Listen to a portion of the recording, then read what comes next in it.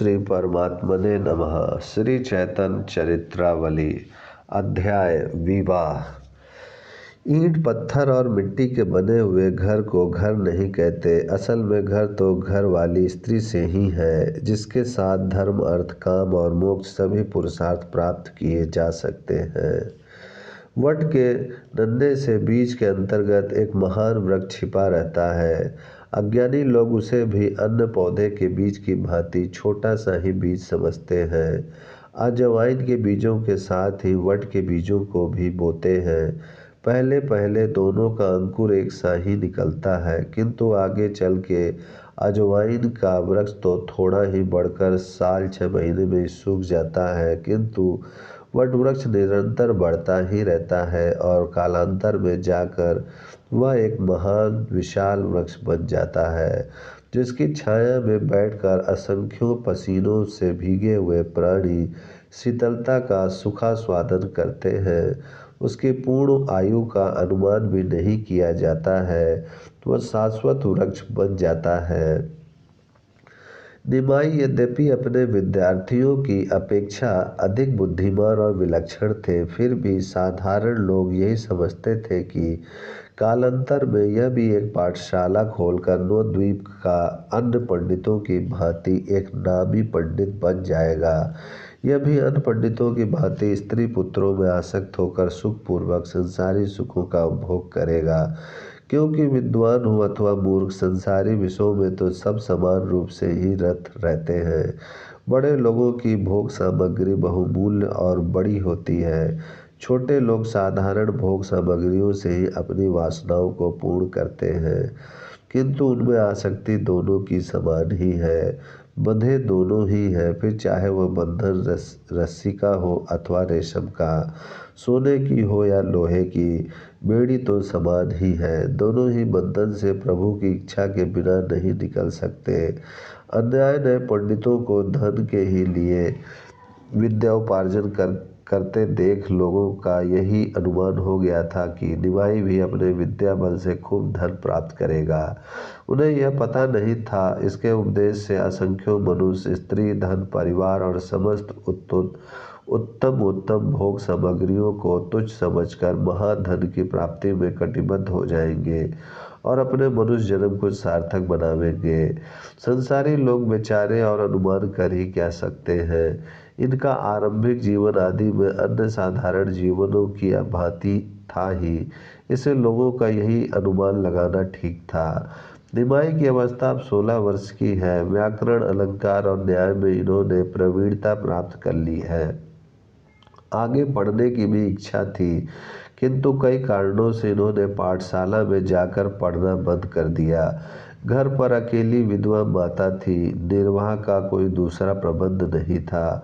आकाशीय वृत्ति थी, ईश्वर इच्छा से जो भी आ जाता उसी पर निर्वाह होता। मिश्र जी कोई संपत्ति नहीं छोड़ गए थे, उनके सामने भी इसी प्रकार निर्वाह होता था। अब निमाई समझदार हो गए, विद्वान भी बन गए, इसीलिए अब जीवन निर्वाह के लिए भी कुछ उद्योग करना चाहिए। वृद्ध माता को सुख पहुंचाने का यही अवसर है। यह सब सोच समझकर इन्होंने 16 वर्ष की छोटी सी ही अवस्था में अध्यापन का कार्य करना आरंभ कर दिया। इनके विलक्षण बुद्धि और पठन पाठन को अद्वितीय सुंदर शैली से सभी शास्त्रीय ज्ञान रखने वाले पुरुष परिचित थे, इसीलिए इन्हें नवद्वीप जैसे विद्या के भारी केंद्र स्थान में अध्यापक बनने में कोई कठिनता न हुई। नवद्वीप में मुकुंद संजय नाम के एक विद्या अनुरागी धनी मानी व्यक्ति थे। उनके एक पुरुषोत्तम संजय नाम का पुत्र था। संजय महाशय अपने पुत्र के पढ़ाने के निमित्त किसी योग्य अध्यापक की तलाश में थे। निमाई की ऐसी इच्छा देख उन्होंने इनसे प्रार्थना की। निमाई स्वयं ही एक पाठशाला स्थापित करने की बात सोच रहे थे, किंतु उनके छोटे से मकान में पाठशाला स्थापित करने के योग्य स्थान ही न था। संजय भगवत भक्त होने के साथ धनी भी थे।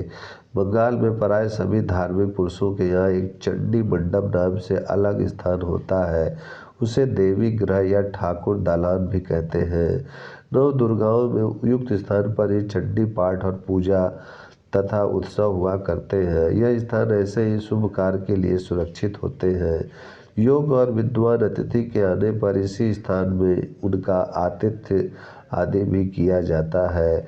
अपने शक्ति के अनुसार धनिकों का चंडी मंडप विस्तृत, सुंदर और अधिक कीमती होता है। संजय महाशय का चंडी मंडप खूब बड़ा था। तिमाही पंडित ने उसी मंडप में अपनी पाठशाला स्थापित की। इधर उधर से बहुत से छात्र इनका नाम सुनकर पढ़ने आने लगे। पुत्र के साथ संजय भी निमाई से विद्या अध्ययन करने लगे। इनकी पढ़ाने की शैली बड़ी ही सरस तथा चित्ताकर्षक थी, इसीलिए थोड़े ही समय में इनकी पाठशाला चल निकली और सैकड़ों छात्र इनके पास पढ़ने आने लगे। ये विद्यार्थियों के साथ गुरु शिष्य का व्यवहार न करके एक प्रेमी मित्र का सा व्यवहार करते, उनसे खूब हंसी दिल लगी करते, घर का हाल चाल पूछते और अपनी सब बातें बताते। इससे विद्यार्थी इनके ऊपर अत्यधिक अनुराग रखने लगे। बहुत से विद्यार्थी तो इनसे अवस्था में बहुत बड़े बड़े थे। वे सब भी इनके पास अध्ययन करने आते और इनका हृदय से बहुत अधिक आदर करते थे।